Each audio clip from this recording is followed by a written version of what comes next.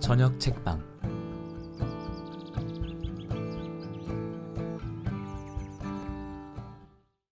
안녕하세요, 저녁 책방입니다. 네, 오늘은 스콧 피츠제럴드의 위대한 개츠비라는 책을 읽어볼 건데요. 미국인들 뿐만 아니라 전 세계 사람들한테도 스테디셀러인 위대한 개츠비를 읽어보도록 하겠습니다. 위대한 개츠비, 스콧 피츠제럴드 지음, 서상원 옮김, 스타북스. 1부 특권. 내가 더 어리고 마음의 상처를 입기 쉬웠던 시절, 아버지는 나에게 한 가지 충고를 해주셨다. 그 후 나는 살면서 그 말씀을 마음 깊숙이 간직해오고 있다. 네가 남을 비판하고 싶을 땐 언제나 이 세상의 모든 사람이 네가 누리고 있는 특권을 가지고 있지 못하다는 걸 떠올리거라.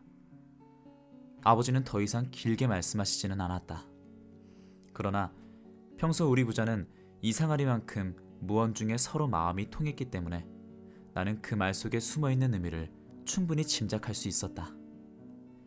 그리하여 나는 어떤 일에 대한 판단을 내려야 할 경우 판단을 보류하는 버릇을 갖게 되었고, 이러한 습관이 몸에 배어 이상한 성격을 가진 사람들이 나에게 가까이 오기 시작했다. 또한 나로 하여금 사람을 괴롭히는 데 능란한 적지 않은 사람들의 시달림을 받게도 했다. 정상적인 사람에게 그런 성질이 나타나면 비정상적인 심리가 재빨리 그것을 간취하고 거기에 얽매여버린 것이다. 그리하여 나는 대학에서 부당하게도 정치배라는 비난을 받았는데, 난폭하고 모르는 사람들의 은밀한 슬픔을 내가 은밀히 알고 있었기 때문이다.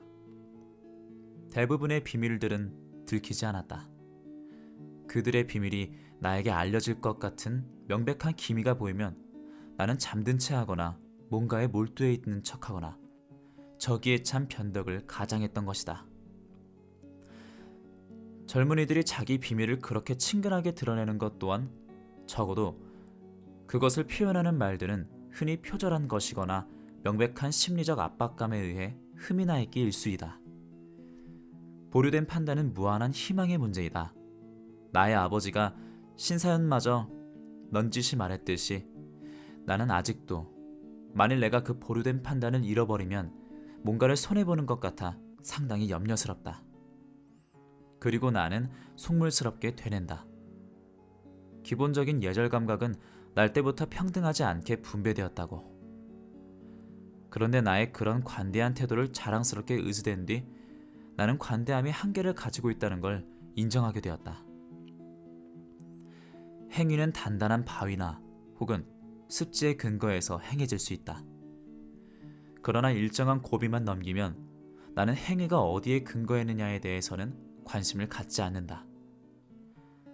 작년 가을 동부에서 돌아왔을 때 나는 다음과 같은 것을 느꼈다.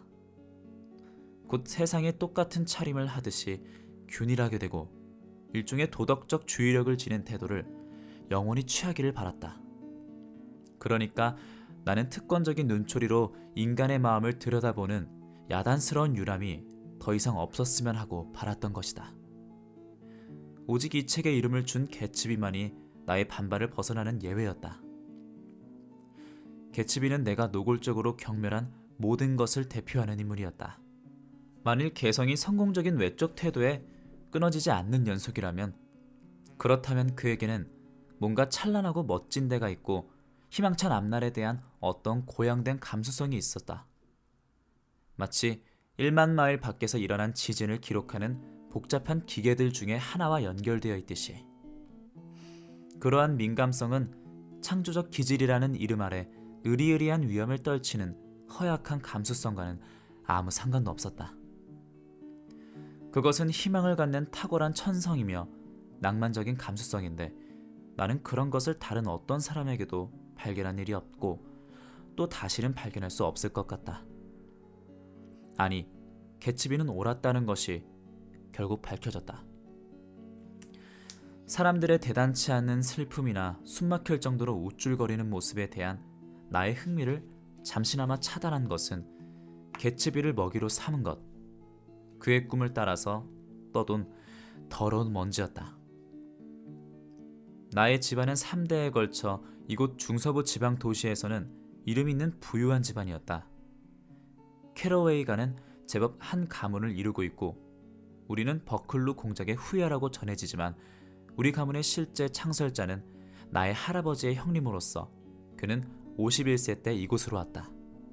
그는 남북전쟁에 자기 대신 다른 사람을 출전시키고 철물 도매업을 시작했으며 나의 아버지가 오늘날 그것을 계승하고 있다.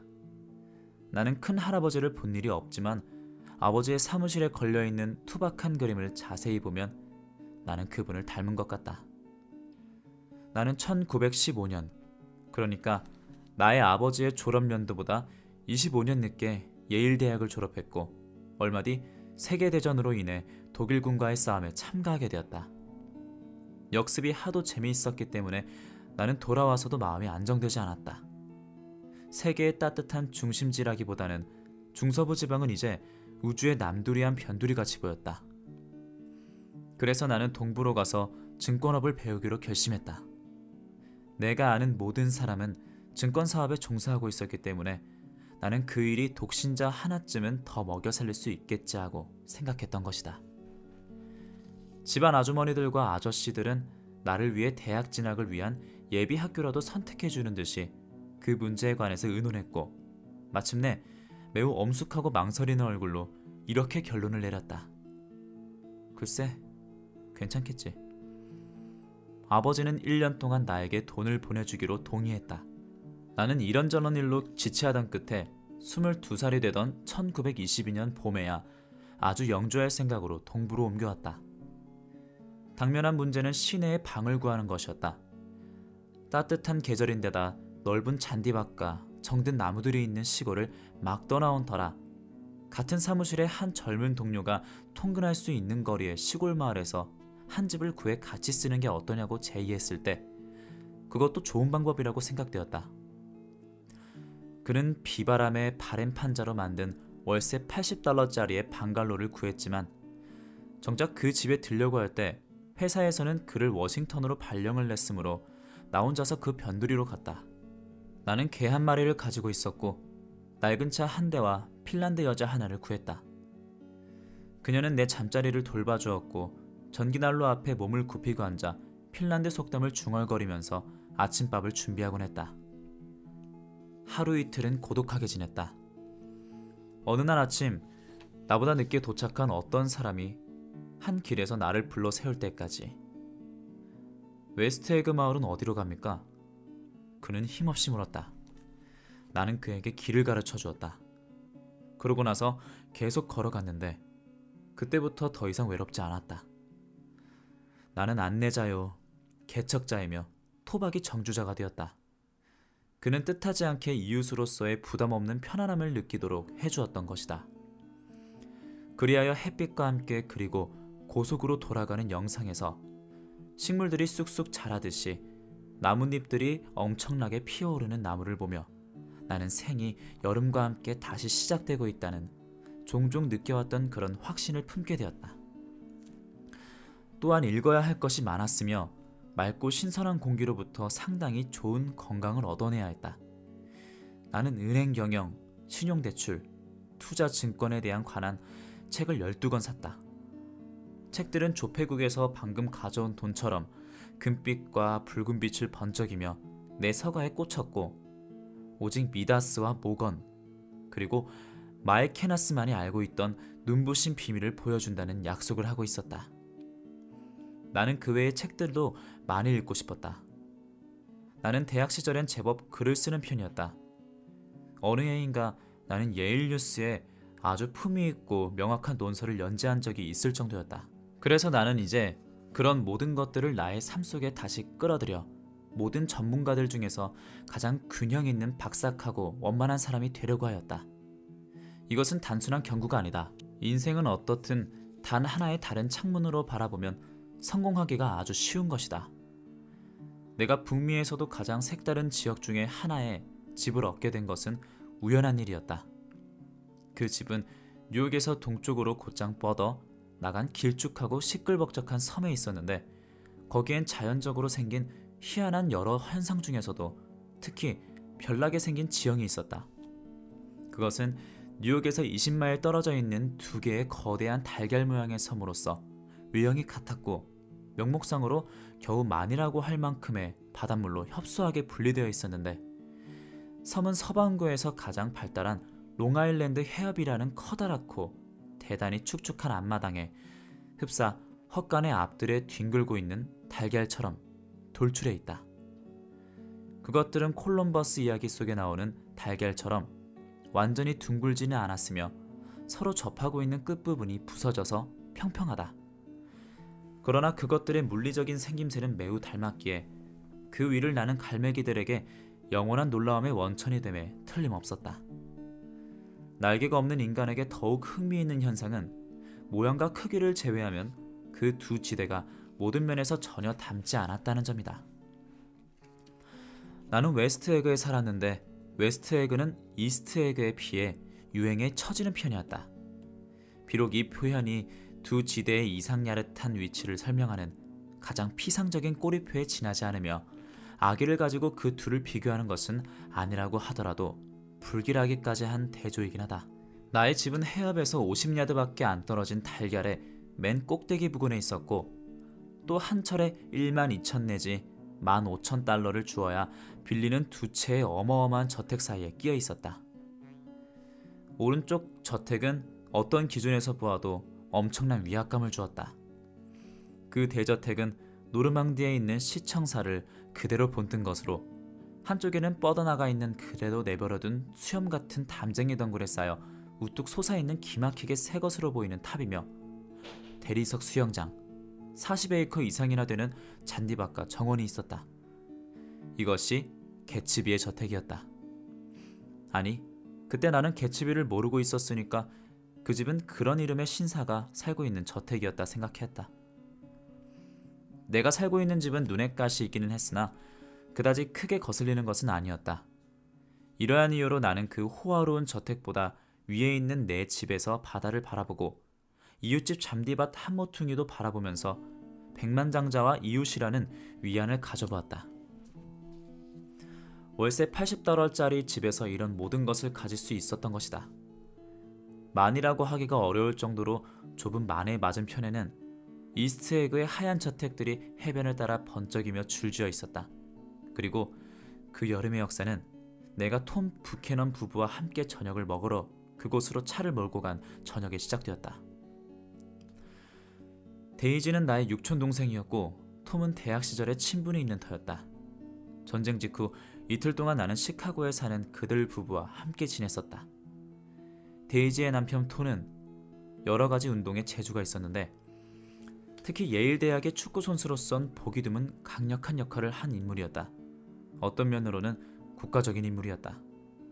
그는 21세기 때 이미 갈 때까지 간 탁월한 재능을 보여주었기에 그 뒤로는 모든 일에 있어 내리막길을 걷는 것처럼 보이는 그런 사람이었다. 그의 가족은 엄청난 부자였지만 이제 시카고를 떠나 동부에 와서도 남들이 보면 깜짝 놀라게 만들어진 모양을 하고 있었다. 예컨대 그는 레이크 포리스트로부터 폴로 경기용의 작은 말 한 대를 끌고 왔던 것이다. 나와 나이가 비슷한 세대로서 그렇게 넉넉한 재산을 가지고 있다는 것은 납득하기가 퍽 힘든 일이었다. 그들이 왜 동부로 왔는지 나는 모른다. 그들은 별다른 이유 없이 프랑스에서 1년을 지냈고 그러고 나서 사람들이 폴로 경기를 하는 곳이면 어디나 다니면서 더불어 즐겼다. 옮길 때마다 이것이 마지막 이동이라는 데이지는 전화로 말했지만 나는 그 말을 믿지 않았다. 나는 데이지의 심중을 알 수 없었다. 나는 톰이 이제 다시는 해볼 수 없는 축구 경기에 극적인 휘몰아침을 그리워하면서 끝없이 찾아 헤맬 사람처럼 느껴졌다. 그리하여 훈풍이 부는 어느 날 저녁, 나는 내가 잘 모르는 옛 친구 둘을 만나기 위해 이스트에그로 차를 몰았다. 그들의 집은 내가 예상했던 것 이상으로 공들여 만든 집이었는데 흰색과 붉은색으로 칠한 조지 왕조 시대 식민지풍의 쾌적한 저택으로 많이 내려다 보이는 곳에 있었다.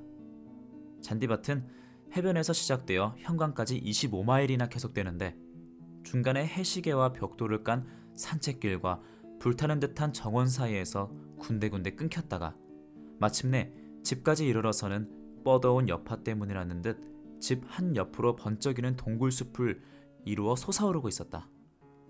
집 정면은 한 줄로 중난 프랑스식 창으로 양분되어 있었고 창들은 금빛을 반사하며 번쩍이면서 훈풍이 부는 오후를 향해 열려 있었다. 톰 뷰캐넌은 승마복을 입은 채 두 다리를 벌리고 정면 현관에 서 있었다. 그는 뉴 헤이븐의 대학 시절과는 다르게 변해 있었다. 이제 그는 밀집빈 머리카락에 건장한 체격을 지닌 30대 남자로서 한결 굳게 담은 입과 교만한 태도를 보였다. 번쩍거리면서 거만스러운 두 눈이 얼굴 전체를 지배하면서 언제라도 덤벼들듯이 앞으로 기울인 공격적 자세를 취하고 있었다. 여자의 옷처럼 세련되고 우아한 승마복조차도 그 건장한 몸집에 엄청난 힘을 숨기지는 못했다. 그가 신고 있는 번쩍거리는 장화는 맨 위쪽 끈까지 팽팽하게 죄어 있었고 짧은 우돈 밑에서 어깨가 움직일 때는 우람한 근육이 꿈틀거리는 걸 볼 수 있었다. 거대한 지렛대와 같은 힘을 가진 육체, 그것은 무자비한 몸뚱이였다.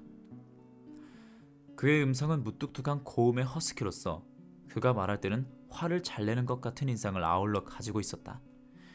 심지어 자신이 좋아하는 사람들에게까지도 위압적인 부모가 자식을 내려다보고 말하는 듯한 음색이 들어있었다. 그래서 뉴헤이븐에서는 그의 신부를 미워하는 사람들이 있었다. 여봐, 이런 일들에 관한 나의 의견이 최종적인 것이라고 생각지는 마라.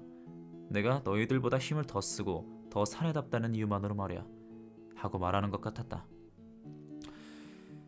그와 나는 4학년의 같은 사교 모임에 들어있었다. 우리는 서로의 마음을 터놓는 친한 사이는 아니었지만 나는 항상 그가 내 존재를 의식하면서 내가 자기를 좋아하기를 바란다는 인상을 받았다. 그 자신의 거칠고 시비조의 태도를 바라지는 않았지만 말이다. 우리는 햇빛 밝은 현관에서 잠깐 이야기를 했다. 여긴 좋은 곳이야. 그는 말했고 그의 번쩍이는 두 눈은 끊임없이 두리번거리고 있었다. 그는 한쪽 팔로 내 몸을 돌리더니 넓적하고 큰 손을 휘둘러 앞경치를 가리켰다. 손으로 휘두른 범위 안에는 푹 꺼진 이탈리아식 정원과 반 에어컨 넓이의 빛깔과 향기 짙은 장미화단, 집 앞으로 펼쳐진 바닷가에서 조수에 흔들리고 있는 멜브리코 모양의 앞이 튀어나온 모터보트가 있었다. 여기는 드메인 소유주였어. 석유업자 말이야. 그는 품위를 차리는 듯 하더니 갑자기 내 몸을 한 번 더 돌렸다. 안으로 들어가세. 우리는 천장이 높은 복도를 지나서 밝은 장밋빛의 장소로 들어갔다. 그곳의 양쪽 끝은 프랑스식 창문이 만지면 부서질 듯이 안팎의 경계를 만들고 있었다. 창문들은 약간 열려서 싱싱한 풀 위에 하얀 빛을 던지고 있었는데 풀이 자라서 집 안으로 뻗어있는 것처럼 보였다. 미풍이 방으로 들어와서 커튼의 한쪽 끝은 집 안으로 또 한 끝은 밖으로 마치 하얀 깃발처럼 날리게 하다 설탕 입힌 결혼식 케이크를 연상시키는 천장을 향해 치솟았다가는 포도주 빛깔의 양탄자 위에 잔물결을 일으키면서 바다 위에 바람이 그러하듯이 그림자를 만들었다. 방 안에서 완전히 움직이지 않는 물건은 오직 엄청나게 큰 긴 의자뿐이었는데 그 의자에는 두 젊은 여자가 붙잡아 맨 기구에 올라타 있는 것처럼 두둥실 앉아 있었다. 둘 다 흰 옷을 입고 있었고 그들의 옷은 집 근처를 잠깐 날아다니다 바람에 밀려 들어온 것처럼 가볍게 나부끼고 있었다. 나는 커튼이 펄럭이며 내는 탁탁 소리와 벽에 걸린 액자가 흔들리는 소리를 들으며 한동안 그대로 서 있었음에 틀림없다. 그때 톰 뷰캐넌이 뒤뜰의 창문을 닫는 소리가 났고 그리하여 휩싸여 들어온 바람이 가라앉으면서 방문을 돌다가 커튼과 두 여자는 바닥 쪽으로 천천히 두둥실 내려앉았다. 두 여자 중 젊은 쪽은 처음 보는 여자였다. 긴 의자의 맨 끝까지 쭉 뻗은 채 꼼짝도 안 하고 있었는데 그녀의 턱을 조금 치켜 올리고 있는 품은 흡사 턱 위에 무엇을 올려놓고 그것이 떨어질까봐 균형을 잡고 있는 모양이었다. 그녀는 곁눈질로 나를 보았는지 어쩐지 전혀 내색을 하지 않았다. 사실 나는 놀랐고 방 안에 들어와서 그녀를 방해한 것에 대한 변명을 중얼거릴 뻔했다. 또 한 여자, 데이지는 일어서려고 했다. 그녀는 성실한 표정으로 몸을 약간 굽히고 나서 웃었는데 좀 어색하지만 매력적인 웃음을 짓기에 나 역시 웃으며 안쪽으로 들어갔다. 너무 행복해서 몸이 마비되고 말았어. 그녀는 뭔가 아주 기발한 말을 하는 것처럼 깔깔거리고는 잠시 내 손을 잡고 얼굴을 쳐다보면서 세상에 나처럼 보고 싶은 사람도 단연코 없었다고 말했다. 그런 식으로 말하는 것이 그녀의 버릇이었다. 그녀는 입속말로 저 균형을 잡고 있는 여자의 성은 베이커라고 알려주었다. 나는 데이지의 입속말을 듣는 사람들로 하여금 그녀 쪽으로 몸을 기울이게 하려는데 지나지 않는다는 이야기를 들은 적이 있다. 이런 말은 당치도 않은 비평으로서 귀에 마른 그녀의 매력을 조금도 떨어뜨리지 않았다. 어떻든 베이커 양의 입술은 팔락이듯 움직였고 거의 알아볼 수 없을 정도로 고개를 끄덕이고 나서 재빨리 머리를 다시 뒤쪽으로 기울였다. 그녀가 떨어뜨리지 않으려는 듯이 균형을 잡고 있던 그 물건이 분명히 조금 흔들렸고 그래서 그녀를 놀라게 했던 모양이었다. 거듭 일종의 변명이랄까 사과의 말이 내 입술을 들먹거리게 했다. 어떤 완전한 자기 충족을 과시하는 태도는 대체로 나를 멍들게 하고 내 입으로부터 멍청한 찬사를 이끌어낸다. 내가 육촌 누이 동생을 다시금 바라보자 그녀는 그 나지막하고 짜릿한 목소리로 나에게 여러 가지를 묻기 시작했다. 그 말을 듣는 사람의 귀는 그녀 목소리의 높낮이를 따라서 오르락내리락 할 수밖에 없게 만들었으며 흘러나오는 낱낱의 말은 또다시 연주되지 못할 음들의 별 같았다. 그녀의 얼굴은 그 얼굴에 빛나있는 것들, 곧 빛나는 눈과 정열적으로 빛나는 입술 등으로 우수에 젖은 듯 하면서도 사랑스럽게 보였으며 그녀의 목소리는 그녀에게 관심을 품은 남자라면 잊기 힘든 일종의 흥분이 들어있었다. 노래하듯이 주위에 환기를 시키고 음률로 이것 봐요 하고 속삭일 때면 그녀가 방금 즐겁고 신나는 일을 했으며 다음 순간에도 즐겁고 신나는 일이 기다리고 있을 거라는 언질이 들어있었다. 나는 내가 동부로 오는 길에 하루 동안 시카고에 들렸던 일이며 10명도 넘는 사람들이 그녀에 대해 애정과 안부를 전해달라고 부탁하더라는 이야기를 했다. 그들이 나를 보고 싶어 하던가요? 그녀는 황홀한 기쁨에 쌓여 소리쳤다. 거리 전체가 허전하던걸. 모든 차들도 장식 차량처럼 슬퍼 보이고 북쪽 해안에서는 밤새도록 바람이 울면서 불어댔어. 어머 굉장해요. 돌아가요. 톰. 내일 당장. 그녀는 말하고 나서 엉뚱하게 덧붙였다. 딸아이를 보셔야 해요. 보고 싶군.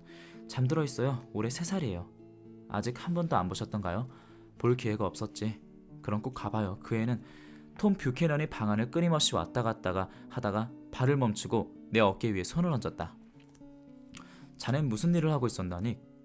증권업자일세. 누구하고 일하나? 나는 동업자들에 대해서 이야기해줬다. 들어본 적이 없는 사람들인데 그의 딱 자르는 말이 나를 신경쓰이게 했다. 알게 될 걸세. 자네가 동부에 계속 머문다면 말이야. 나는 간단하게 대답했다.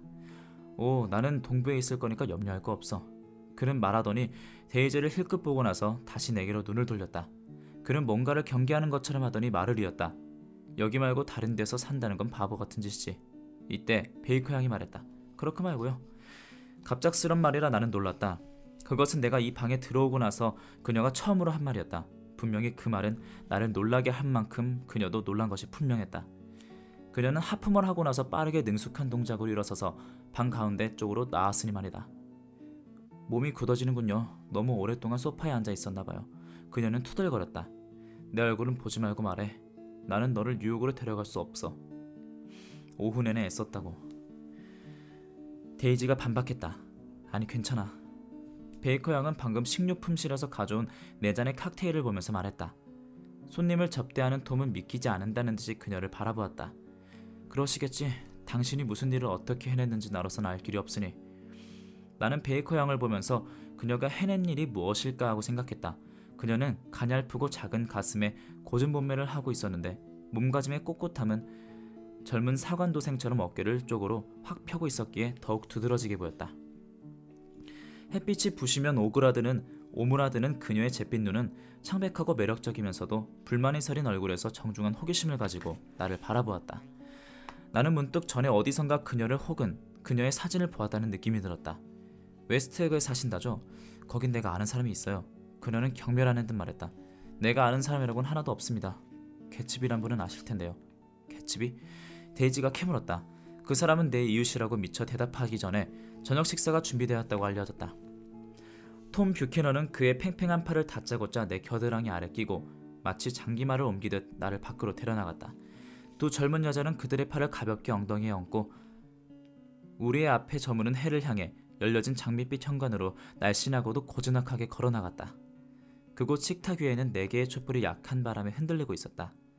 촛불은 또 왜 켰을까? 데이지는 인상을 찌푸리며 손가락으로 촛불을 비벼 껐다. 이제 2주일만 있으면 1년 중 낮이 가장 길어져요. 1년 중 낮이 가장 긴 날을 줄곧 기다리다가 정작 그날이 오면 잊고 지나쳐버리지 않아요? 나는 그날을 줄곧 기다리면서도 깜빡하고 지나쳐버리지 뭐예요. 그녀는 기쁨으로 가득 차서 우리를 바라보았다. 뭐가 됐든 계획을 세워야겠어요. 베이커 양은 하품을 하며 흡사 잠자리에라도 들어가듯 식탁에 앉아 있었다. 저요, 무슨 계획을 세울까? 데이지가 말하고 나서는 난처한 듯이 내 쪽을 바라보았다. 모두들 어떤 계획을 세우죠? 내가 미처 대답하기 전에 그녀는 눈은 자기의 새끼손가락에 고정되면서 두려운 표정을 지었다. 이봐요, 여기를 다쳤어요. 그녀는 투덜거렸다. 우리는 모두 그녀의 손가락을 보았다. 손가락 마디가 검고 푸스름했다. 당신이 한 짓이에요, 톰. 그러고 싶어서 한 일은 아닌 줄은 알지만 당신이 한 건 한 거니까요. 이것도 짐승 같은 사람과 결혼한 덕택이에요. 괴물처럼 엄청난 몸집의 표범 같은 남자와 결혼한. 괴물 같다는 말은 그만둬. 놀리는 말도 말이란 말이야. 톰이 뿌르퉁하게 반발했다. 몸집을 감당 못하게 하는 걸 뭐. 데이지는 막무가내로 강조했다. 이따금 베이커 양과 데이지 양은 둘이서 이야기를 했는데 농담 섞인 일관성 없는 말들이어서 결코 이야기라고 할 수도 없었고, 그들의 하얀 옷 색깔이나 아무 욕망도 없어 보이는 그들의 무관심한 눈처럼 차가운 것들이었다.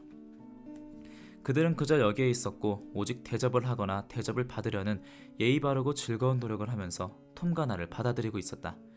그녀들은 곧 식사가 끝나고 조금 있으면 저녁 시간 또한 지나갈 것이고, 그리하여 모든 것이 그럭저럭 끝나리라는 것을 알고 있었다. 이것은 서부와 전혀 달랐다. 서부에서는 저녁 시간이 계속되는 실망스러운 예감이나 시시각각에 대한 과민한 두려움 속에서 저녁의 끝을 향해 쫓기듯 분주하게 지나가기 마련이었다. 너하고 같이 있으니까 내가 문명인이 아니라고 느껴지는구나, 데이지. 너는 농작물 재배라든가 하는 그런 얘기를 할 수는 없니? 나는 코르크 냄새가 나는 좀 독한 적포도주를 2잔째 마시고 나서 실토했다. 나는 특별한 뜻을 가지고 한 말이 아니었으나 그 말은 엉뚱한 대로 흘러갔다. 문명이란 건 산산조각이 나려고 하는 참이야. 나는 만사에 대해 비관론자가 되었어. 자네 고다드라는 사람이 쓴 유색인 제국의 발홍이라는 책을 읽어봤나? 톰이 과격하게 말을 터뜨렸다. 아니, 못 읽었는데. 나는 그의 말투에 놀라면서 대답했다. 그건 좋은 책이야. 모두 읽어야 할 책이지. 만일 우리가 백인종을 주의 깊게 살피지 않으면 백인종은 완전히 침몰하고 만다는 거야. 그 내용은 충분히 과학적 자료를 적고 한 말이고 증거의 뒷받침이 있는 거지. 톰은 아주 심각해지고 있어요. 이 사람은 장황하고 심각한 얘기가 쓰여있는 책들을 읽어요. 그 무슨 말이더라. 우리가. 데이지가 자리에 어울리지 않는 슬픈 표정을 지으며 말했다. 글쎄, 그 책들은 모두 과학적이라니까. 그 작가는 모든 걸 다 써놓았어. 지배적 인종인 우리가 조심하지 않으면 다른 종족들이 만사를 지배하게 될 거야. 우리는 그들도 타도해야 해요. 데이지는 불타는 햇빛에 심하게 눈을 깜빡이면서 속삭이듯 말했다. 여러분은 캘리포니아에서 사시는데 그랬어요. 베이커 양이 말을 꺼냈으나 톰이 의자에서 무겁게 고쳐 앉으며 그녀의 말을 가로막았다. 책에서 말하고 있는 것은 우리가 북유럽 민족이라는 거야. 나도 자네도 그리고 당신도. 그리고 그는 한동안 망설이다가 고개를 끄덕거리며 데이지를 표함시켰다. 그러자 그녀는 나에게 윙크를 했다. 그리고 우리는 문명을 떨치는데 요구되는 모든 것들을 우리가 만들어낸 거야. 그래, 과학과 예술, 그 밖의 모든 것들 말이야. 아시겠나? 그의 열중하는 태도에는 어딘지 감성적이고 서글픈 데다가 있었는데 아까보다 훨씬 심한 자기만족도 그를 더 이상 충족시켜주지 않는 것 같았다.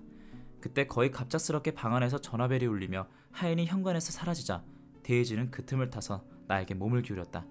우리 집 비밀을 말해드리죠. 저 하인의 코에 관한 얘기예요. 들어보시겠어요? 그녀는 열렬히 속삭였다. 그런 이야기를 들으러 내가 오늘 밤 여기 온 건 아니야. 좋아요. 저 사람은 원래부터 하인은 아니었어요. 그는 뉴욕에 사는 어떤 사람들의 은그릇을 닦는 일을 했는데 그 사람들은 가지고 있는 은재 식기는 200여 명이 사용할 수 있을 정도였대요. 그는 그것을 아침부터 밤까지 마침내 그의 코에 이상이 생길 때까지 닦았다는 거예요. 그런데 상태가 점점 악화되었던 거죠. 베이커 양이 끼어들었다. 맞아요. 계속 악화되어 결국 그는 그 일을 그만둬야 했어요. 잠시 마지막 햇빛이 비치어 그녀의 얼굴에 낭만적인 매력을 발산하게 했다. 내가 듣고 있는 동안 그녀의 목소리는 나를 숨죽이게 하며 그녀 쪽으로 잡아당겼다. 곧이어 타는 듯한 햇빛은 사그라들었고 그 빛들 한 줄기 한 줄기는 그녀의 얼굴을 떠다는 것이 섭섭한 듯 머뭇거리며 그녀의 얼굴에서 사라지갔다. 해질 무렵 아이들이 흥겨웠던 거리에서 떠나가듯이 하인이 다시 돌아와서 톰의 귀에 바짝 대고 뭔가를 중얼거리자 톰은 얼굴을 찡그리고 의자를 뒤로 밀어젖히며 한마디 말도 없이 안으로 들어갔다. 그의 부재가 그녀 내부에 뭔가를 자극한 듯 데이지는 다시 몸을 앞으로 숙였고 그녀의 목소리는 달아오르며 노래하는 듯했다. 한 식탁에서 식사를 하게 되어 반가워요, 닉.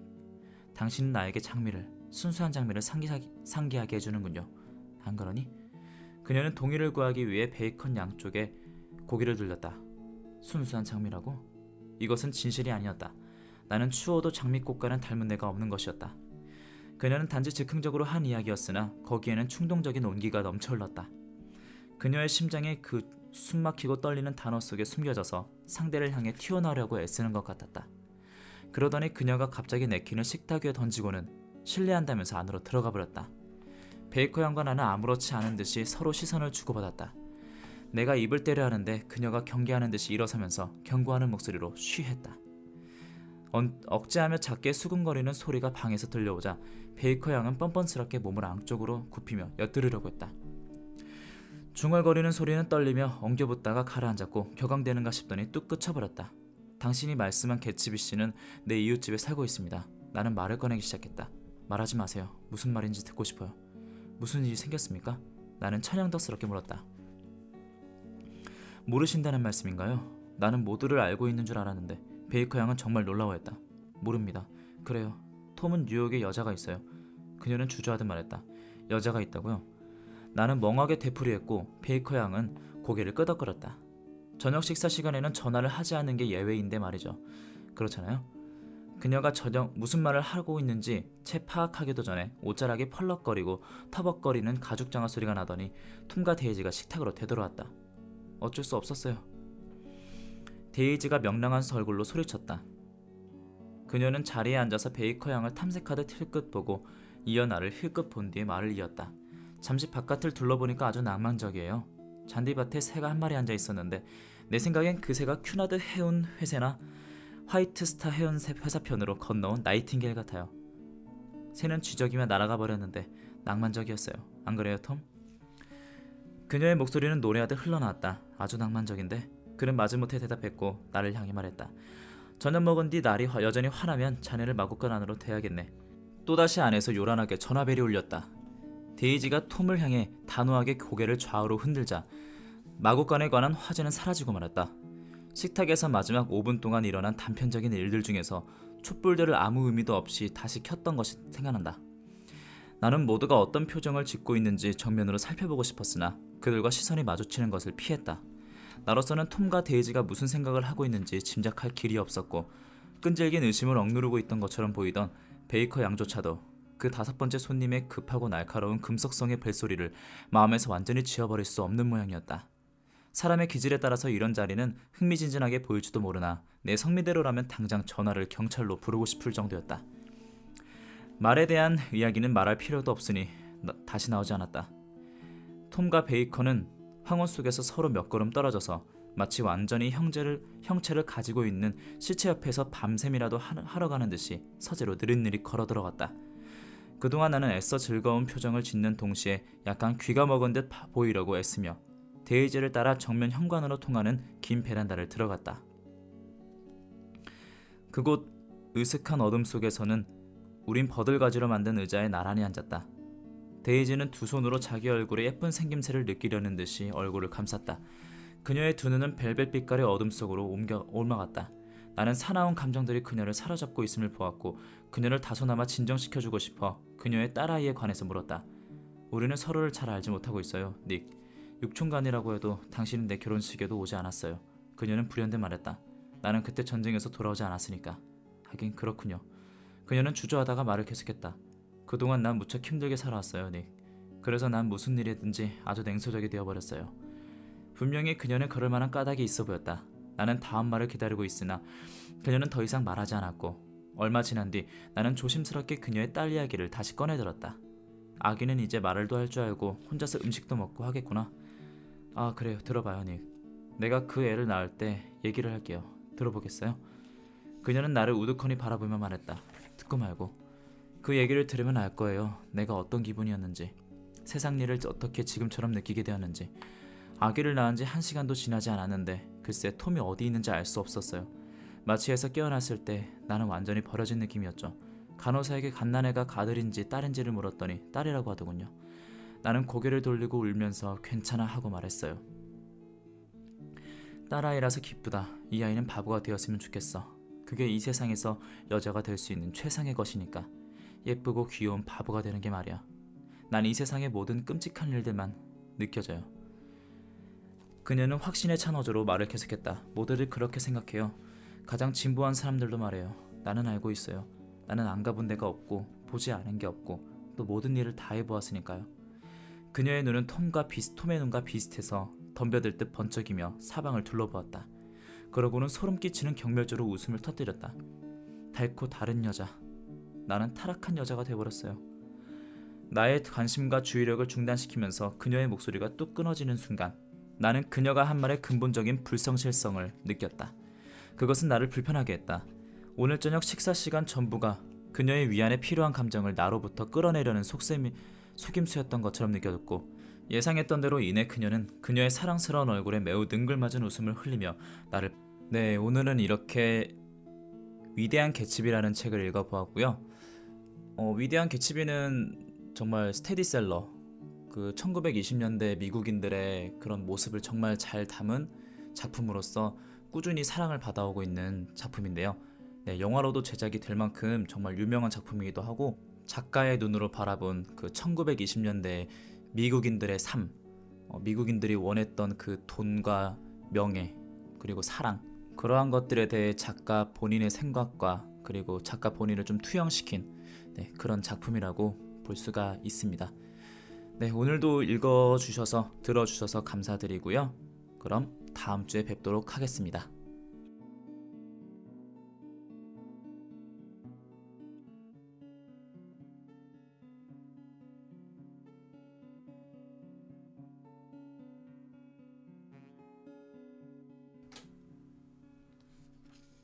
일부 특권. 내가 더 어리고 마음의 상처를 입기 쉬웠던 시절, 아버지는 나에게 한 가지 충고를 해주셨다. 그 후 나는 살면서 그 말씀을 마음 깊숙이 간직해오고 있다. 네가 남을 비판하고 싶을 땐 언제나 이 세상의 모든 사람이 네가 누리고 있는 특권을 가지고 있지 못하다는 걸 떠올리거라. 아버지는 더 이상 길게 말씀하시지는 않았다. 그러나 평소 우리 부자는 이상하리만큼 무언중에 서로 마음이 통했기 때문에 나는 그 말 속에 숨어있는 의미를 충분히 짐작할 수 있었다. 그리하여 나는 어떤 일에 대한 판단을 내려야 할 경우 판단을 보류하는 버릇을 갖게 되었고 이러한 습관이 몸에 배어 이상한 성격을 가진 사람들이 나에게 가까이 오기 시작했다. 또한 나로 하여금 사람을 괴롭히는 데 능란한 적지 않은 사람들의 시달림을 받게도 했다. 정상적인 사람에게 그런 성질이 나타나면 비정상적인 심리가 재빨리 그것을 간취하고 거기에 얽매여버린 것이다. 그리하여 나는 대학에서 부당하게도 정치배라는 비난을 받았는데 난폭하고 모르는 사람들의 은밀한 슬픔을 내가 은밀히 알고 있었기 때문이다. 대부분의 비밀들은 들키지 않았다. 그들의 비밀이 나에게 알려질 것 같은 명백한 기미가 보이면 나는 잠든 채 하거나 뭔가에 몰두해 있는 척하거나 저기에 찬 변덕을 가장했던 것이다. 젊은이들이 자기 비밀을 그렇게 친근하게 드러내는 것 또한 적어도 그것을 표현하는 말들은 흔히 표절한 것이거나 명백한 심리적 압박감에 의해 흠이 나 있기 일쑤이다. 보류된 판단은 무한한 희망의 문제이다. 나의 아버지가 신사연마저 넌지시 말했듯이 나는 아직도 만일 내가 그 보류된 판단을 잃어버리면 뭔가를 손해보는 것 같아 상당히 염려스럽다. 그리고 나는 속물스럽게 되낸다. 기본적인 예절 감각은 날 때부터 평등하지 않게 분배되었다고. 그런데 나의 그런 관대한 태도를 자랑스럽게 의지된 뒤 나는 관대함이 한계를 가지고 있다는 걸 인정하게 되었다. 행위는 단단한 바위나 혹은 습지에 근거해서 행해질 수 있다. 그러나 일정한 고비만 넘기면 나는 행위가 어디에 근거했느냐에 대해서는 관심을 갖지 않는다. 작년 가을 동부에서 돌아왔을 때 나는 다음과 같은 것을 느꼈다. 곧 세상에 똑같은 차림을 하듯이 균일하게 되고 일종의 도덕적 주의력을 지닌 태도를 영원히 취하기를 바랐다. 그러니까 나는 특권적인 눈초리로 인간의 마음을 들여다보는 야단스러운 유람이 더 이상 없었으면 하고 바랐던 것이다. 오직 이 책에 이름을 준 개츠비만이 나의 반발을 벗어나는 예외였다. 개츠비는 내가 노골적으로 경멸한 모든 것을 대표하는 인물이었다. 만일 개성이 성공적인 외적 태도에 끊어지지 않는 연속이라면, 그렇다면 그에게는 뭔가 찬란하고 멋진 데가 있고 희망찬 앞날에 대한 어떤 고양된 감수성이 있었다. 마치 1만 마일 밖에서 일어난 지진을 기록하는 복잡한 기계들 중에 하나와 연결되어 있듯이. 그러한 민감성은 창조적 기질이라는 이름 아래 으리으리한 위험을 떨치는 허약한 감수성과는 아무 상관도 없었다. 그것은 희망을 갖는 탁월한 천성이며 낭만적인 감수성인데, 나는 그런 것을 다른 어떤 사람에게도 발견한 일이 없고 또 다시는 발견할 수 없을 것 같다. 아니, 개츠비는 옳았다는 것이 결국 밝혀졌다. 사람들의 대단치 않은 슬픔이나 숨막힐 정도로 우쭐거리는 모습에 대한 나의 흥미를 잠시나마 차단한 것은 개츠비를 먹이로 삼은 것, 그의 꿈을 따라서 떠돈 더러운 먼지였다. 나의 집안은 3대에 걸쳐 이곳 중서부 지방 도시에서는 이름 있는 부유한 집안이었다. 캐러웨이가는 제법 한 가문을 이루고 있고, 우리는 버클루 공작의 후예라고 전해지지만 우리 가문의 실제 창설자는 나의 할아버지의 형님으로서 그는 51세 때 이곳으로 왔다. 그는 남북전쟁에 자기 대신 다른 사람을 출전시키고 철물 도매업을 시작했으며 나의 아버지가 오늘날 그것을 계승하고 있다. 나는 큰 할아버지를 본 일이 없지만 아버지의 사무실에 걸려있는 투박한 그림을 자세히 보면 나는 그분을 닮은 것 같다. 나는 1915년, 그러니까 나의 아버지의 졸업 연도보다 25년 늦게 예일 대학을 졸업했고, 얼마 뒤 세계대전으로 인해 독일군과의 싸움에 참가하게 되었다. 역습이 하도 재미있었기 때문에 나는 돌아와서도 마음이 안정되지 않았다. 세계의 따뜻한 중심지라기보다는 중서부 지방은 이제 우주의 남두리한 변두리같이 보였다. 그래서 나는 동부로 가서 증권업을 배우기로 결심했다. 내가 아는 모든 사람은 증권 사업에 종사하고 있었기 때문에 나는 그 일이 독신자 하나쯤은 더 먹여 살릴 수 있겠지 하고 생각했던 것이다. 집안 아주머니들과 아저씨들은 나를 위해 대학 진학을 위한 예비 학교라도 선택해주는 듯이 그 문제에 관해서 의논했고, 마침내 매우 엄숙하고 망설이는 얼굴로 이렇게 결론을 내렸다. 글쎄, 괜찮겠지. 아버지는 1년 동안 나에게 돈을 보내주기로 동의했다.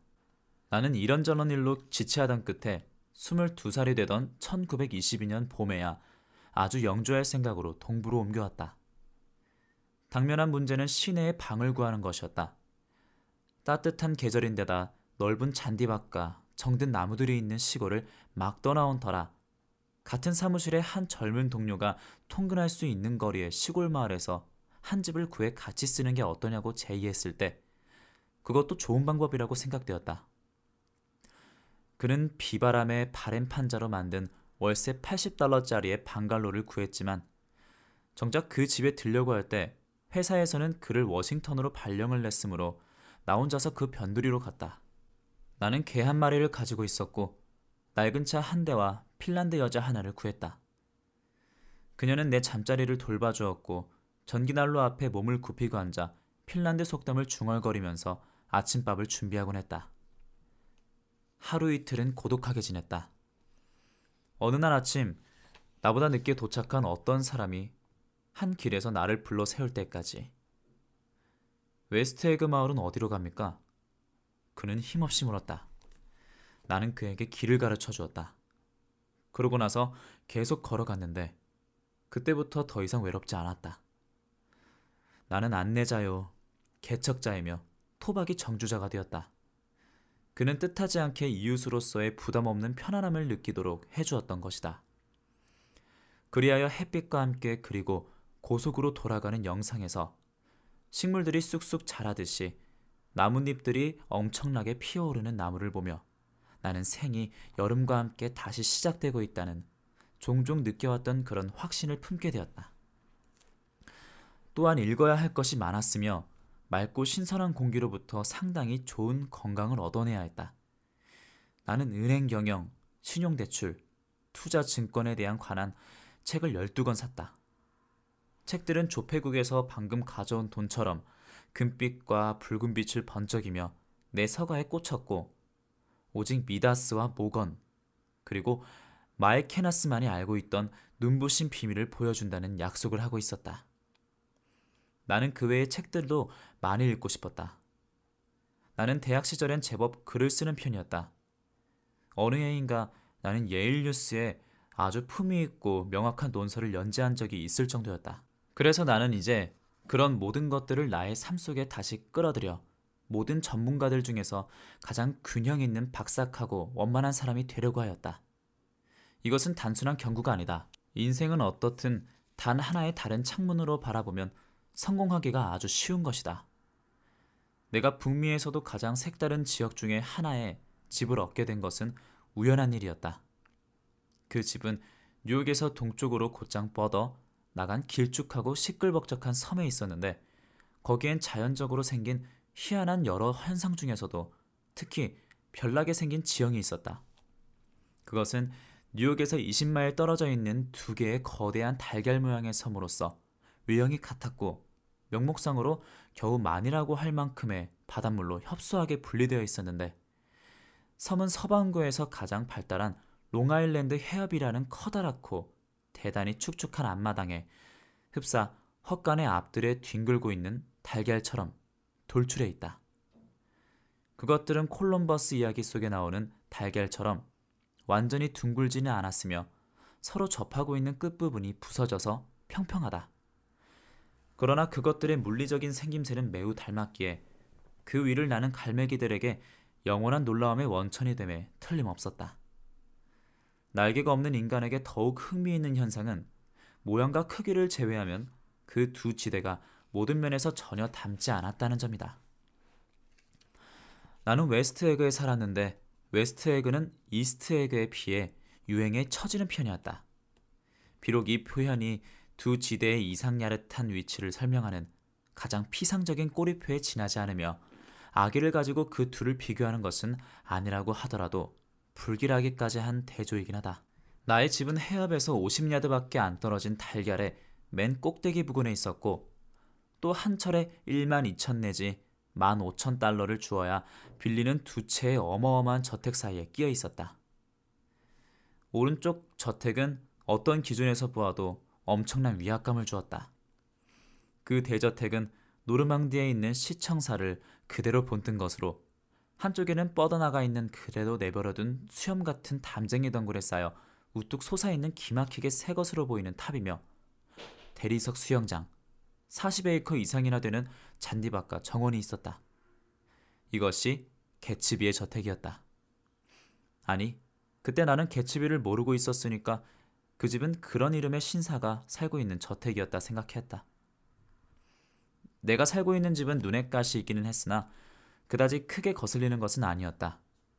이러한 이유로 나는 그 호화로운 저택보다 위에 있는 내 집에서 바다를 바라보고 이웃집 잔디밭 한 모퉁이도 바라보면서 백만장자와 이웃이라는 위안을 가져보았다. 월세 80달러짜리 집에서 이런 모든 것을 가질 수 있었던 것이다. 만이라고 하기가 어려울 정도로 좁은 만의 맞은편에는 이스트에그의 하얀 저택들이 해변을 따라 번쩍이며 줄지어 있었다. 그리고 그 여름의 역사는 내가 톰 부캐넌 부부와 함께 저녁을 먹으러 그곳으로 차를 몰고 간 저녁에 시작되었다. 데이지는 나의 육촌동생이었고 톰은 대학 시절에 친분이 있는 터였다. 전쟁 직후 이틀 동안 나는 시카고에 사는 그들 부부와 함께 지냈었다. 데이지의 남편 톰은 여러 가지 운동에 재주가 있었는데 특히 예일 대학의 축구 선수로선 보기 드문 강력한 역할을 한 인물이었다. 어떤 면으로는 국가적인 인물이었다. 그는 21세기 때 이미 갈 때까지 간 탁월한 재능을 보여주었기에 그 뒤로는 모든 일에 있어 내리막길을 걷는 것처럼 보이는 그런 사람이었다. 그의 가족은 엄청난 부자였지만 이제 시카고를 떠나 동부에 와서도 남들이 보면 깜짝 놀라게 만들어진 모양을 하고 있었다. 예컨대 그는 레이크 포리스트로부터 폴로 경기용의 작은 말 한 대를 끌고 왔던 것이다. 나와 나이가 비슷한 세대로서 그렇게 넉넉한 재산을 가지고 있다는 것은 납득하기가 퍽 힘든 일이었다. 그들이 왜 동부로 왔는지 나는 모른다. 그들은 별다른 이유 없이 프랑스에서 1년을 지냈고 그러고 나서 사람들이 폴로 경기를 하는 곳이면 어디나 다니면서 더불어 즐겼다. 옮길 때마다 이것이 마지막 이동이라는 데이지는 전화로 말했지만 나는 그 말을 믿지 않았다. 나는 데이지의 심중을 알 수 없었다. 나는 톰이 이제 다시는 해볼 수 없는 축구 경기에 극적인 휘몰아침을 그리워하면서 끝없이 찾아 헤맬 사람처럼 느껴졌다. 그리하여 훈풍이 부는 어느 날 저녁, 나는 내가 잘 모르는 옛 친구 둘을 만나기 위해 이스트에그로 차를 몰았다. 그들의 집은 내가 예상했던 것 이상으로 공들여 만든 집이었는데 흰색과 붉은색으로 칠한 조지 왕조 시대 식민지풍의 쾌적한 저택으로 많이 내려다 보이는 곳에 있었다. 잔디밭은 해변에서 시작되어 현관까지 25마일이나 계속되는데 중간에 해시계와 벽돌을 깐 산책길과 불타는 듯한 정원 사이에서 군데군데 끊겼다가 마침내 집까지 이르러서는 뻗어온 여파 때문이라는 듯 집 한 옆으로 번쩍이는 동굴숲을 이루어 솟아오르고 있었다. 집 정면은 한 줄로 중난 프랑스식 창으로 양분되어 있었고 창들은 금빛을 반사하며 번쩍이면서 훈풍이 부는 오후를 향해 열려 있었다.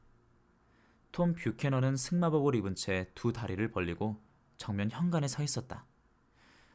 그는 뉴 헤이븐의 대학 시절과는 다르게 변해 있었다. 이제 그는 밀집빈 머리카락에 건장한 체격을 지닌 30대 남자로서 한결 굳게 담은 입과 교만한 태도를 보였다. 번쩍거리면서 거만스러운 두 눈이 얼굴 전체를 지배하면서 언제라도 덤벼들듯이 앞으로 기울인 공격적 자세를 취하고 있었다. 여자의 옷처럼 세련되고 우아한 승마복조차도 그 건장한 몸집에 엄청난 힘을 숨기지는 못했다. 그가 신고 있는 번쩍거리는 장화는 맨 위쪽 끈까지 팽팽하게 죄어 있었고 짧은 우돈 밑에서 어깨가 움직일 때는 우람한 근육이 꿈틀거리는 걸 볼 수 있었다. 거대한 지렛대와 같은 힘을 가진 육체, 그것은 무자비한 몸뚱이였다. 그의 음성은 무뚝뚝한 고음의 허스키로서 그가 말할 때는 화를 잘 내는 것 같은 인상을 아울러 가지고 있었다. 심지어 자신이 좋아하는 사람들에게까지도 위압적인 부모가 자식을 내려다보고 말하는 듯한 음색이 들어있었다. 그래서 뉴헤이븐에서는 그의 신부를 미워하는 사람들이 있었다. 여봐, 이런 일들에 관한 나의 의견이 최종적인 것이라고 생각지는 마라. 내가 너희들보다 힘을 더 쓰고 더 사내답다는 이유만으로 말이야. 하고 말하는 것 같았다. 그와 나는 4학년의 같은 사교 모임에 들어있었다. 우리는 서로의 마음을 터놓는 친한 사이는 아니었지만 나는 항상 그가 내 존재를 의식하면서 내가 자기를 좋아하기를 바란다는 인상을 받았다. 그 자신의 거칠고 시비조의 태도를 바라지는 않았지만 말이다. 우리는 햇빛 밝은 현관에서 잠깐 이야기를 했다. 여긴 좋은 곳이야. 그는 말했고 그의 번쩍이는 두 눈은 끊임없이 두리번거리고 있었다. 그는 한쪽 팔로 내 몸을 돌리더니 넓적하고 큰 손을 휘둘러 앞경치를 가리켰다. 손으로 휘두른 범위 안에는 푹 꺼진 이탈리아식 정원과 반 에어컨 넓이의 빛깔과 향기 짙은 장미화단, 집 앞으로 펼쳐진 바닷가에서 조수에 흔들리고 있는 멜브리코 모양의 앞이 튀어나온 모터보트가 있었다. 여기는 드메인 소유지였어. 석유업자 말이야. 그는 품위를 차리는 듯 하더니 갑자기 내 몸을 한 번 더 돌렸다. 안으로 들어가세. 우리는 천장이 높은 복도를 지나서 밝은 장밋빛의 장소로 들어갔다. 그곳의 양쪽 끝은 프랑스식 창문이 만지면 부서질 듯이 안팎의 경계를 만들고 있었다. 창문들은 약간 열려서 싱싱한 풀 위에 하얀 빛을 던지고 있었는데 풀이 자라서 집 안으로 뻗어있는 것처럼 보였다. 미풍이 방으로 들어와서 커튼의 한쪽 끝은 집 안으로 또 한 끝은 밖으로 마치 하얀 깃발처럼 날리게 하다 설탕 입힌 결혼식 케이크를 연상시키는 천장을 향해 치솟았다가는 포도주 빛깔의 양탄자 위에 잔물결을 일으키면서 바다 위에 바람이 그러하듯이 그림자를 만들었다. 방 안에서 완전히 움직이지 않는 물건은 오직 엄청나게 큰 긴 의자뿐이었는데 그 의자에는 두 젊은 여자가 붙잡아 맨 기구에 올라타 있는 것처럼 두둥실 앉아 있었다. 둘 다 흰 옷을 입고 있었고 그들의 옷은 집 근처를 잠깐 날아다니다 바람에 밀려 들어온 것처럼 가볍게 나부끼고 있었다. 나는 커튼이 펄럭이며 내는 탁탁 소리와 벽에 걸린 액자가 흔들리는 소리를 들으며 한동안 그대로 서 있었음에 틀림없다. 그때 톰 뷰캐넌이 뒤뜰의 창문을 닫는 소리가 났고 그리하여 휩싸여 들어온 바람이 가라앉으면서 방문을 돌다가 커튼과 두 여자는 바닥 쪽으로 천천히 두둥실 내려앉았다. 두 여자 중 젊은 쪽은 처음 보는 여자였다. 긴 의자의 맨 끝까지 쭉 뻗은 채 꼼짝도 안 하고 있었는데 그녀의 턱을 조금 치켜 올리고 있는 품은 흡사 턱 위에 무엇을 올려놓고 그것이 떨어질까봐 균형을 잡고 있는 모양이었다. 그녀는 곁눈질로 나를 보았는지 어쩐지 전혀 내색을 하지 않았다. 사실 나는 놀랐고 방 안에 들어와서 그녀를 방해한 것에 대한 변명을 중얼거릴 뻔했다. 또 한 여자, 데이지는 일어서려고 했다. 그녀는 성실한 표정으로 몸을 약간 굽히고 나서 웃었는데 좀 어색하지만 매력적인 웃음을 짓기에 나 역시 웃으며 안쪽으로 들어갔다. 너무 행복해서 몸이 마비되고 말았어. 그녀는 뭔가 아주 기발한 말을 하는 것처럼 깔깔거리고는 잠시 내 손을 잡고 얼굴을 쳐다보면서 세상에 나처럼 보고 싶은 사람도 단연코 없었다고 말했다. 그런 식으로 말하는 것이 그녀의 버릇이었다. 그녀는 입속말로 저 균형을 잡고 있는 여자의 성은 베이커라고 알려주었다. 나는 데이지의 입속말을 듣는 사람들로 하여금 그녀 쪽으로 몸을 기울이게 하려는데 지나지 않는다는 이야기를 들은 적이 있다. 이런 말은 당치도 않은 비평으로서 귀의 말은 그녀의 매력을 조금 더 떨어뜨리지 않았다.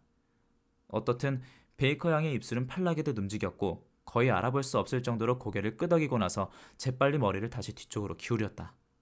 그녀가 떨어뜨리지 않으려는 듯이 균형을 잡고 있던 그 물건이 분명히 조금 흔들렸고 그래서 그녀를 놀라게 했던 모양이었다.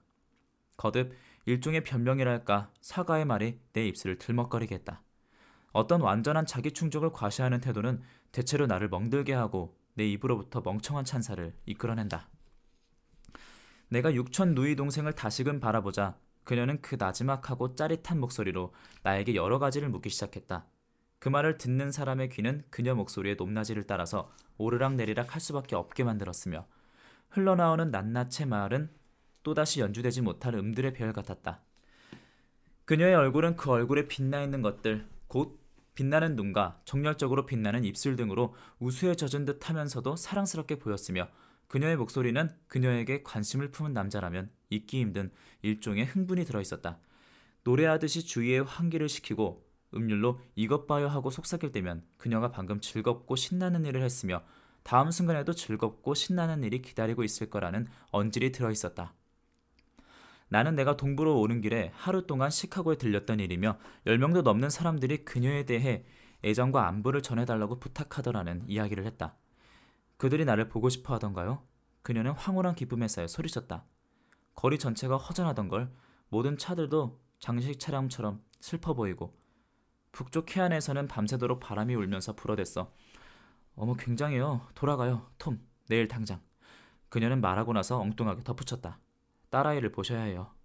보고 싶군. 잠들어 있어요. 올해 3살이에요. 아직 한 번도 안 보셨던가요? 볼 기회가 없었지. 그럼 꼭 가봐요. 그 애는 톰 뷰캐넌이 방 안을 끊임없이 왔다 갔다가 하다가 발을 멈추고 내 어깨 위에 손을 얹었다. 자넨 무슨 일을 하고 있었나니? 증권업자일세. 누구 하고 일하나? 나는 동업자들에 대해서 이야기해 주었다. 들어본 적이 없는 사람들인데 그의 딱 자르는 말이 나를 신경 쓰이게 했다. 알게 될 걸세. 자네가 동부에 계속 머문다면 말이야. 나는 간단하게 대답했다. 오, 나는 동부에 있을 거니까 염려할 거 없어. 그는 말하더니 데이지를 힐끗 보고 나서 다시 내게로 눈을 돌렸다. 그는 뭔가를 경계하는 것처럼 하더니 말을 이었다. 여기 말고 다른 데서 산다는 건 바보 같은 짓이지. 이때 베이커 양이 말했다. 그렇고 말고요. 갑작스런 말이라 나는 놀랐다. 그것은 내가 이 방에 들어오고 나서 그녀가 처음으로 한 말이었다. 분명히 그 말은 나를 놀라게 한 만큼 그녀도 놀란 것이 분명했다.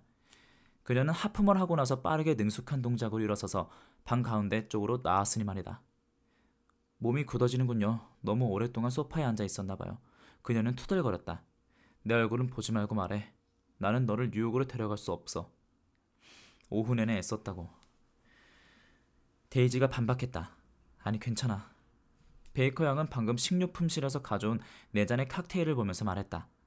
손님을 접대하는 톰은 믿기지 않는다는 듯이 그녀를 바라보았다. 그러시겠지.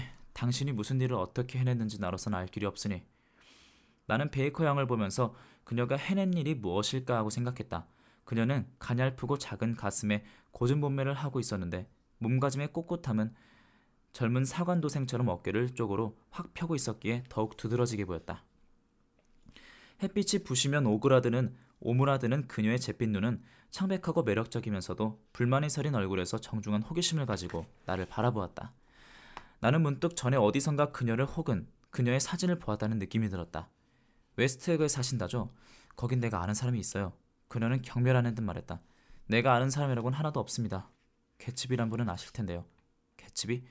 데이지가 캐물었다. 그 사람은 내 이웃이라고 미처 대답하기 전에 저녁 식사가 준비되었다고 알려졌다. 톰 뷰캐넌은 그의 팽팽한 팔을 다짜고짜 내 겨드랑이 아래 끼고 마치 장기말을 옮기듯 나를 밖으로 데려나갔다. 두 젊은 여자는 그들의 팔을 가볍게 엉덩이에 얹고 우리의 앞에 저무는 해를 향해 열려진 장밋빛 현관으로 날씬하고도 고즈넉하게 걸어나갔다. 그곳 식탁 위에는 4개의 촛불이 약한 바람에 흔들리고 있었다. 촛불은 또 왜 켰을까? 데이지는 인상을 찌푸리며 손가락으로 촛불을 비벼 껐다. 이제 2주일만 있으면 1년 중 낮이 가장 길어져요. 1년 중 낮이 가장 긴 날을 줄곧 기다리다가 정작 그날이 오면 잊고 지나쳐버리지 않아요? 나는 그날을 줄곧 기다리면서도 깜빡하고 지나쳐버리지 뭐예요. 그녀는 기쁨으로 가득 차서 우리를 바라보았다. 뭐가 됐든 계획을 세워야겠어요. 베이커 양은 하품을 하며 흡사 잠자리에라도 들어가듯 식탁에 앉아 있었다. 저요? 무슨 계획을 세울까? 데이지가 말하고 나서는 난처한 듯이 내 쪽을 바라보았다. 모두들 어떤 계획을 세우죠? 내가 미처 대답하기 전에 그녀는 눈은 자기의 새끼손가락에 고정되면서 두려운 표정을 지었다. 이봐요, 여기를 다쳤어요. 그녀는 투덜거렸다. 우리는 모두 그녀의 손가락을 보았다. 손가락 마디가 검고 푸스름했다. 당신이 한 짓이에요, 톰. 그러고 싶어서 한 일은 아닌 줄은 알지만 당신이 한 건 한 거니까요. 이것도 짐승 같은 사람과 결혼한 덕택이에요. 괴물처럼 엄청난 몸집의 표범 같은 남자와 결혼한. 괴물 같다는 말은 그만둬. 놀리는 말도 말이란 말이야. 톰이 뿌르퉁하게 반발했다. 몸집을 감당 못하게 하는 걸 뭐.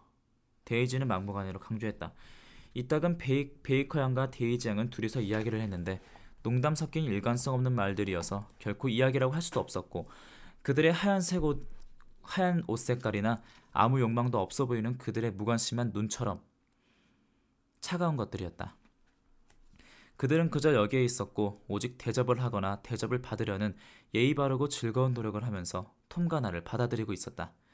그녀들은 곧 식사가 끝나고 조금 있으면 저녁 시간 또한 지나갈 것이고 그리하여 모든 것이 그럭저럭 끝나리라는 것을 알고 있었다. 이것은 서부와 전혀 달랐다. 서부에서는 저녁 시간이 계속되는 실망스러운 예감이나 시시각각에 대한 과민한 두려움 속에서 저녁의 끝을 향해 쫓기듯 분주하게 지나가기 마련이었다. 너하고 같이 있으니까 내가 문명인이 아니라고 느껴지는구나, 데이지. 너는 농작물 재배라든가 하는 그런 얘기를 할 수는 없니? 나는 코르크 냄새가 나는 좀 독한 적포도주를 2잔째 마시고 나서 실토했다. 나는 특별한 뜻을 가지고 한 말이 아니었으나 그 말은 엉뚱한 대로 흘러갔다. 문명이란 건 산산조각이 나려고 하는 참이야. 나는 만사에 대해 비관론자가 되었어. 자네 고다드라는 사람이 쓴 유색인 제국의 발홍이라는 책을 읽어봤나? 톰이 과격하게 말을 터뜨렸다. 아니, 못 읽었는데. 나는 그의 말투에 놀라면서 대답했다. 그건 좋은 책이야. 모두 읽어야 할 책이지. 만일 우리가 백인종을 주의 깊게 살피지 않으면 백인종은 완전히 침몰하고 만다는 거야. 그 내용은 충분히 과학적 자료를 찾고 한 말이고 증거의 뒷받침이 있는 거지. 톰은 아주 심각해지고 있어요. 이 사람은 장황하고 심각한 얘기가 쓰여있는 책들을 읽어요. 그 무슨 말이더라. 우리가 데이지가 자리에 어울리지 않는 슬픈 표정을 지으며 말했다. 글쎄, 그 책들은 모두 과학적이라니까. 그 작가는 모든 걸 다 써놓았어. 지배적 인종인 우리가 조심하지 않으면 다른 종족들이 만사를 지배하게 될 거야. 우리는 그들도 타도해야 해요. 데이지는 불타는 햇빛에 심하게 눈을 깜빡이면서 속삭이듯 말했다. 여러분은 캘리포니아에서 사시는데 그랬어요. 베이커 양이 말을 꺼냈으나 톰이 의자에서 무겁게 고쳐 앉으며 그녀의 말을 가로막았다. 책에서 말하고 있는 것은 우리가 북유럽 민족이라는 거야. 나도 자네도 그리고 당신도. 그리고 그는 한동안 망설이다가 고개를 끄덕거리며 데이지를 표함시켰다. 그러자 그녀는 나에게 윙크를 했다. 그리고 우리는 문명을 떨치는데 요구되는 모든 것들을 우리가 만들어낸 거야. 그래, 과학과 예술, 그 밖의 모든 것들 말이야. 아시겠나? 그의 열중하는 태도에는 어딘지 감성적이고 서글픈 데다가 있었는데 아까보다 훨씬 심한 자기만족도 그를 더 이상 충족시켜주지 않는 것 같았다. 그때 거의 갑작스럽게 방 안에서 전화벨이 울리며 하인이 현관에서 사라지자 데이지는 그 틈을 타서 나에게 몸을 기울였다. 우리 집 비밀을 말해드리죠. 저 하인의 코에 관한 얘기예요. 들어보시겠어요? 그녀는 열렬히 속삭였다. 그런 이야기를 들으러 내가 오늘 밤 여기 온 건 아니야. 좋아요. 저 사람은 원래부터 하인은 아니었어요. 그는 뉴욕에 사는 어떤 사람들의 은그릇을 닦는 일을 했는데 그 사람들은 가지고 있는 은재 식기는 200여 명이 사용할 수 있을 정도였대요. 그는 그것을 아침부터 밤까지 마침내 그의 코에 이상이 생길 때까지 닦았다는 거예요. 그런데 상태가 점점 악화되었던 거죠. 베이커 양이 끼어들었다. 맞아요. 계속 악화되어 결국 그는 그 일을 그만둬야 했어요.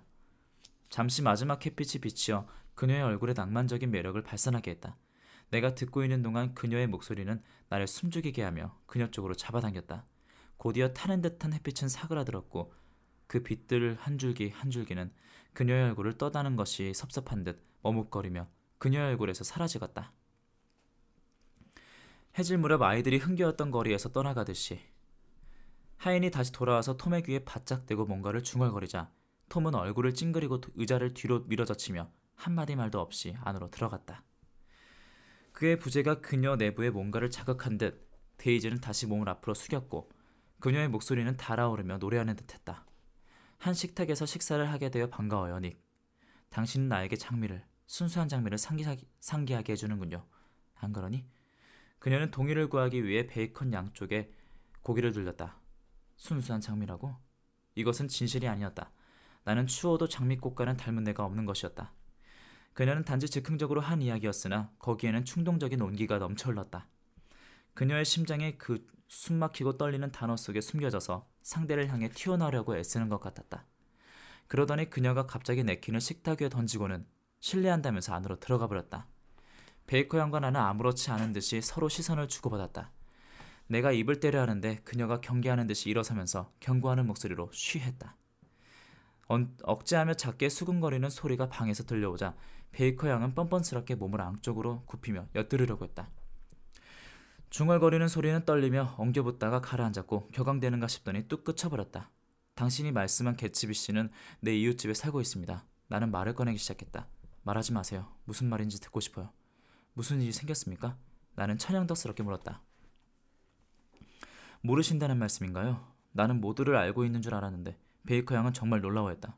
모릅니다. 그래요. 톰은 뉴욕에 여자가 있어요. 그녀는 주저하듯 말했다. 여자가 있다고요? 나는 멍하게 되풀이했고 베이커 양은 고개를 끄덕거렸다. 저녁 식사 시간에는 전화를 하지 않는 게 예외인데 말이죠. 그렇잖아요? 그녀가 저녁 무슨 말을 하고 있는지 채 파악하기도 전에 옷자락이 펄럭거리고 터벅거리는 가죽장화 소리가 나더니 톰과 데이지가 식탁으로 되돌아왔다. 어쩔 수 없었어요. 데이지가 명랑한 얼굴로 소리쳤다. 그녀는 자리에 앉아서 베이커 양을 탐색하듯 힐끗 보고 이어 나를 힐끗 본 뒤에 말을 이었다. 잠시 바깥을 둘러보니까 아주 낭만적이에요. 잔디밭에 새가 한 마리 앉아 있었는데 내 생각엔 그 새가 큐나드 해운 회사나 화이트스타 해운 회사편으로 건너온 나이팅게일 같아요. 새는 쥐적이며 날아가 버렸는데 낭만적이었어요. 안 그래요, 톰? 그녀의 목소리는 노래하듯 흘러나왔다. 아주 낭만적인데? 그는 마지못해 대답했고 나를 향해 말했다. 저녁 먹은 뒤 날이 여전히 환하면 자네를 마구간 안으로 대야겠네. 또다시 안에서 요란하게 전화벨이 울렸다. 데이지가 톰을 향해 단호하게 고개를 좌우로 흔들자 마구간에 관한 화제는 사라지고 말았다. 식탁에서 마지막 5분 동안 일어난 단편적인 일들 중에서 촛불들을 아무 의미도 없이 다시 켰던 것이 생각난다. 나는 모두가 어떤 표정을 짓고 있는지 정면으로 살펴보고 싶었으나 그들과 시선이 마주치는 것을 피했다. 나로서는 톰과 데이지가 무슨 생각을 하고 있는지 짐작할 길이 없었고 끈질긴 의심을 억누르고 있던 것처럼 보이던 베이커 양조차도 그 5번째 손님의 급하고 날카로운 금속성의 벨소리를 마음에서 완전히 지워버릴 수 없는 모양이었다. 사람의 기질에 따라서 이런 자리는 흥미진진하게 보일지도 모르나 내 성미대로라면 당장 전화를 경찰로 부르고 싶을 정도였다. 말에 대한 이야기는 말할 필요도 없으니 다시 나오지 않았다. 톰과 베이커는 황혼 속에서 서로 몇 걸음 떨어져서 마치 완전히 형체를 가지고 있는 시체 옆에서 밤샘이라도 하러 가는 듯이 서재로 느릿느릿 걸어 들어갔다. 그동안 나는 애써 즐거운 표정을 짓는 동시에 약간 귀가 먹은 듯 보이려고 애쓰며 데이지를 따라 정면 현관으로 통하는 긴 베란다를 들어갔다. 그곳 으슥한 어둠 속에서는 우린 버들가지로 만든 의자에 나란히 앉았다. 데이지는 두 손으로 자기 얼굴에 예쁜 생김새를 느끼려는 듯이 얼굴을 감쌌다. 그녀의 두 눈은 벨벳 빛깔의 어둠 속으로 옮아갔다. 나는 사나운 감정들이 그녀를 사로잡고 있음을 보았고 그녀를 다소나마 진정시켜주고 싶어 그녀의 딸아이에 관해서 물었다. 우리는 서로를 잘 알지 못하고 있어요, 닉. 육촌간이라고 해도 당신은 내 결혼식에도 오지 않았어요. 그녀는 불현듯 말했다. 나는 그때 전쟁에서 돌아오지 않았으니까. 하긴 그렇군요. 그녀는 주저하다가 말을 계속했다. 그동안 난 무척 힘들게 살아왔어요, 닉. 그래서 난 무슨 일이든지 아주 냉소적이 되어버렸어요. 분명히 그녀는 그럴 만한 까닭이 있어 보였다. 나는 다음 말을 기다리고 있으나 그녀는 더 이상 말하지 않았고 얼마 지난 뒤 나는 조심스럽게 그녀의 딸 이야기를 다시 꺼내들었다. 아기는 이제 말을도 할 줄 알고 혼자서 음식도 먹고 하겠구나. 아, 그래요. 들어봐요, 닉. 내가 그 애를 낳을 때 얘기를 할게요. 들어보겠어요? 그녀는 나를 우두커니 바라보며 말했다. 듣고 말고. 그 얘기를 들으면 알 거예요. 내가 어떤 기분이었는지. 세상 일을 어떻게 지금처럼 느끼게 되었는지. 아기를 낳은 지 1시간도 지나지 않았는데 글쎄 톰이 어디 있는지 알 수 없었어요. 마취에서 깨어났을 때 나는 완전히 버려진 느낌이었죠. 간호사에게 갓난애가 아들인지 딸인지를 물었더니 딸이라고 하더군요. 나는 고개를 돌리고 울면서 괜찮아 하고 말했어요. 딸아이라서 기쁘다. 이 아이는 바보가 되었으면 좋겠어. 그게 이 세상에서 여자가 될 수 있는 최상의 것이니까. 예쁘고 귀여운 바보가 되는 게 말이야. 난 이 세상의 모든 끔찍한 일들만 느껴져요. 그녀는 확신에 찬 어조로 말을 계속했다. 모두들 그렇게 생각해요. 가장 진부한 사람들도 말해요. 나는 알고 있어요.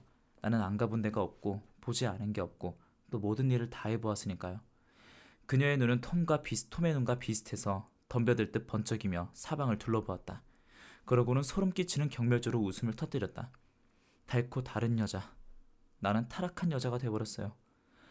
나의 관심과 주의력을 중단시키면서 그녀의 목소리가 뚝 끊어지는 순간 나는 그녀가 한 말의 근본적인 불성실성을 느꼈다. 그것은 나를 불편하게 했다. 오늘 저녁 식사 시간 전부가 그녀의 위안에 필요한 감정을 나로부터 끌어내려는 속임수였던 것처럼 느껴졌고 예상했던 대로 이내 그녀는 그녀의 사랑스러운 얼굴에 매우 능글맞은 웃음을 흘리며 나를 바라보았다. 그녀 자신과 톰이 어떤 저명한 비밀 조직의 회원임을 내세우는 것처럼.